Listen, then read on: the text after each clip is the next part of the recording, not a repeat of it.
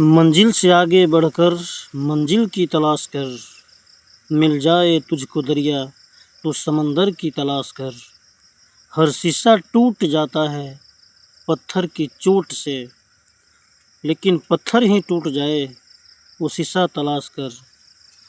तो नमस्कार प्यारे दोस्तों, मैं विदेशी कुमार सहनी अब तमाम बिहार बोर्ड के क्लास 10th के विद्यार्थियों का हार्दिक स्वागत करता हूं। चलिए आज से फिर से शुरू करते हैं बिहार बोर्ड के क्लास 10th मैथ एक्सरसाइज 4.1। पिछली वीडियो में हम लोगों ने पढ़ा था द्विघात समीकरण की पहचान। एक वीडियो में एक एक्सरसाइज को ख़त्म करना थोड़ा मुश्किल तो नहीं है, लेकिन विद्यार्थी लोग उतना वीडियो देखते ही नहीं हैं, तो हमने इस एक्सरसाइज को 2 पार्ट में वीडियो बनाया है। थोड़ा सा मैं अपना परिचय दे दूँ। अगर चाहूँ तो मैं मैथ रीजनिंग बहुत अच्छे से पढ़ा सकता हूँ, लेकिन पता नहीं क्यों मुझे बहुत मन करता है कि बिहार बोर्ड के विद्यार्थियों को पढ़ाऊँ, क्योंकि बिहार के विद्यार्थी गरीब होते हैं कुछ। आज कोचिंग फी बहुत महंगा होता जा रहा है, इसीलिए मैंने सोचा है कि क्लास 10th के बिहार बोर्ड के जितने भी विद्यार्थी हैं, मैं मैथ साइंस की संपूर्ण तैयारी कराऊंगा इस चैनल पर। तो अगर आप क्लास 10th के विद्यार्थी हैं या अगर आपके घर में कोई विद्यार्थी है तो इस चैनल को सब्सक्राइब कर लें, लाइक कमेंट करें और शेयर भी करें। तो चलिए हम शुरुआत करते हैं प्रश्न नंबर 2 से। प्रश्न है कि निम्न स्थितियों को द्विघात समीकरण के रूप में निरूपित करना है। एक आयताकार भूखंड का क्षेत्रफल 528 मीटर स्क्वायर है। क्षेत्र की लंबाई मीटरों में, चौड़ाई के दोगुने से एक अधिक है। हमें भूखंड की लंबाई और चौड़ाई ज्ञात करनी है। तो सबसे पहले समझा जाए, आयत इस आकार का होता है। ये वाला पार्ट लंबाई कहलाता है और ये वाला चौड़ाई कहलाता है। तो मान लिया जाए अगर चौड़ाई x है तो इसका लंबाई दोगुने से एक अधिक है, अर्थात x का दोगुना 2x, फिर एक अधिक है तो उसमें एक ऐड करेंगे। और आयत का क्षेत्रफल सभी लोग जानते हैं क्या होता है, तो लंबाई गुने चौड़ाई। देखिए ध्यान से समझना है, कोई हड़बड़ी नहीं है। अगर मैथ अच्छे से सीखना है तो आराम से। तो सबसे पहले इस प्रश्न को हम लोग हल करना शुरू करेंगे। क्या लिखते हैं पहले हल। माना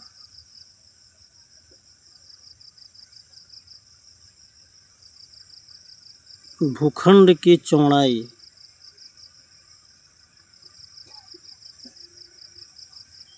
बराबर x मीटर, इसलिए भूखंड की लंबाई कितनी हो जाएगी,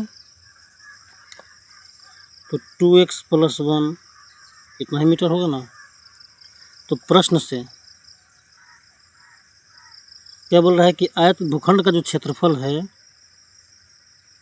भूखंड का क्षेत्रफल 528 मीटर स्क्वायर, अर्थात इसका जो लंबाई और चौड़ाई है यानी x × 2x + 1 में गुना करें तो यहाँ 528 मीटर स्क्वायर के बराबर है।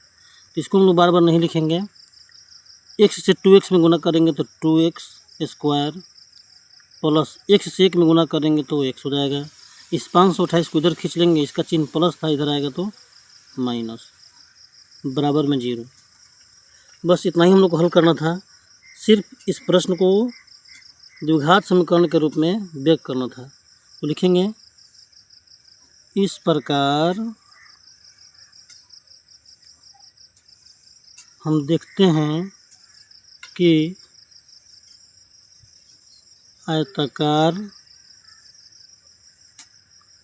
भूखंड का क्षेत्रफल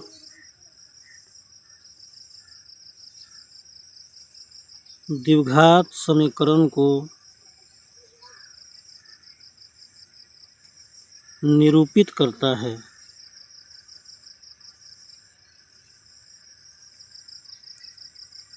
हो गया, इतना ही पर आंसर लिख देंगे। आई बात समझ में? चलिए अगला प्रश्न देखते हैं। ये प्रश्न है कि दो क्रमागत धनात्मक पूर्णांकों का गुणनफल 306 है और हमें पूर्णांकों को ज्ञात करना है। तो क्रमागत का मतलब होता है क्रम से, जैसे 10 के बाद 11 होता है, 11 के बाद 12 होता है, 15 के बाद 16 होता है। तो ध्यान से समझना है। माना पहला क्रमागत धनात्मक पूर्णांक, पहला जो मानना है x मान लेना है, और इसलिए दूसरा क्रमागत धनात्मक पूर्णांक कितना हो जाएगा, तो इसमें 1 जोड़ देंगे, x + 1। ये क्रमागत का मतलब होता है उसका अगला, यानी 1 जोड़ने पर अगला प्राप्त होता है। तो प्रश्न से कह रहा है इन दोनों को गुना करने पर 306 हो रहा है, यानी x × x + 1 बराबर 306। इसमें गुना करने पर x² हो जाएगा, x से 1 में गुना करेंगे तो x हो जाएगा बराबर 306। x² + x, इस 306 को इधर खींचेंगे तो -306 हो जाएगा बराबर 0। देख रहे हैं, द्विघात समीकरण दिख रहा है। x² नहीं लिखना था, यहाँ सिर्फ x ही लिखना था। तो हो गया x² + x - 306 बराबर 0, जो कि बिल्कुल द्विघात समीकरण के रूप में है। लिखेंगे इस प्रकार, हम देखते हैं कि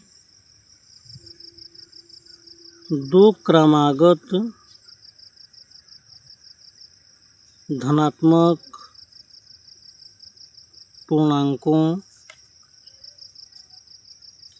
का गुणनफल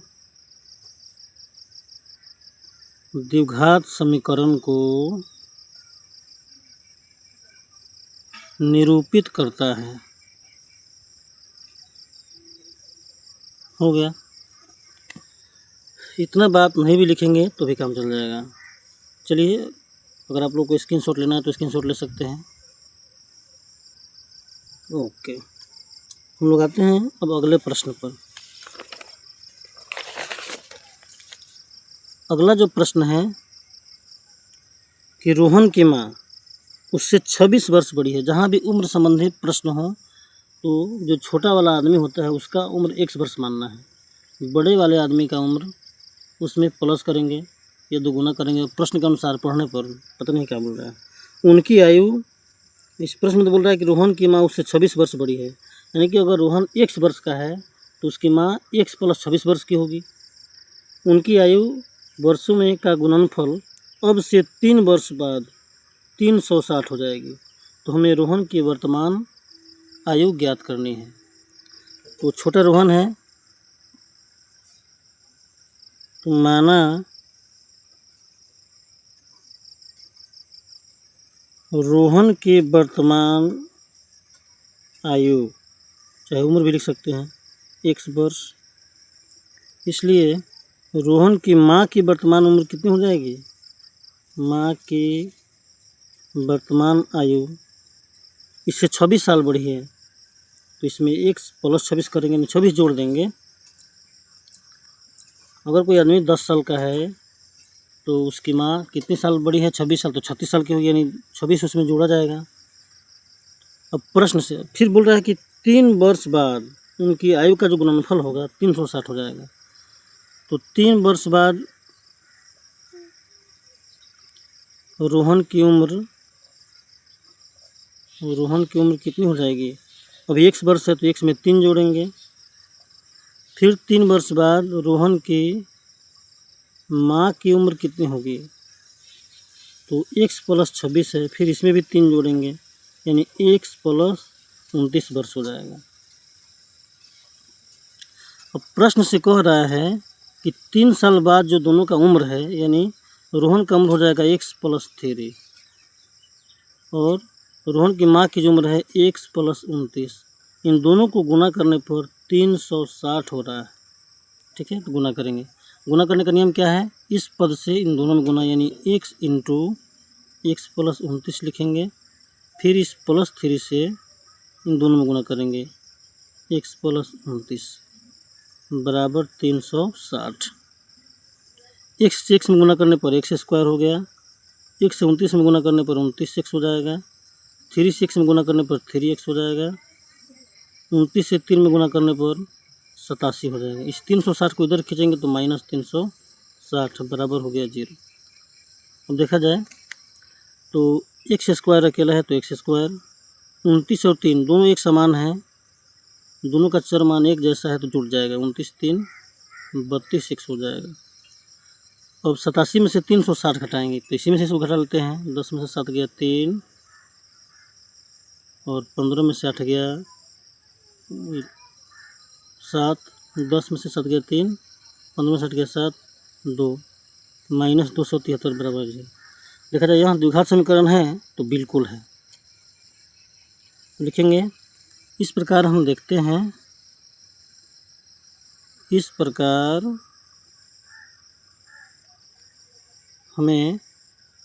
हम देखते हैं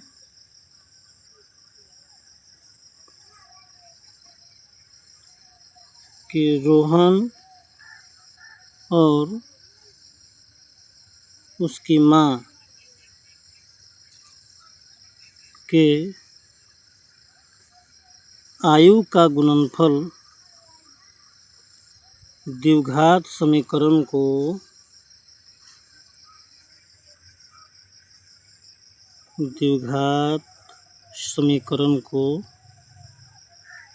निरूपित करता है।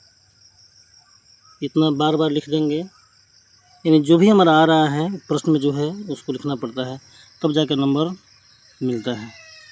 ठीक है, अब आप लोग चाहे तो स्क्रीनशॉट ले सकते हैं।